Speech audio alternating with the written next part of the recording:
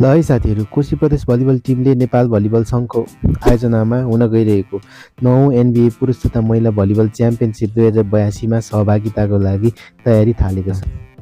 Championship राष्ट्रिय खेलकुद परिषदको कभर हल त्रिपुरा स्थित हुन गइरहेको छ। ट्रेनिङको सार्वजनिक फोटोमा नियमित कप्तान Bishnu Basnet, Roshan Shrestha, Roman Basnet, libero Saugat Mabo, setter Manoj Ghimire, middle blocker Nirup Basnet, Amrit Malla Thakuri लगायत केही नयाँ अनुहारहरू देखिएका छन्।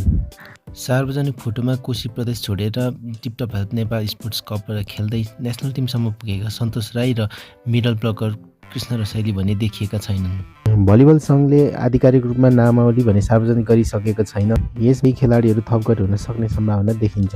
प्रतियोगिता पौषको 11 गतेदेखि 19 गतेसम्म राष्ट्रिय खेलकुद परिषदको कभरहल त्रिपुरेश्वर स्थित हुन गइरहेको छ। कोशी प्रदेश भलिबल टिमलाई धेरैभन्दा धेरै शुभकामना।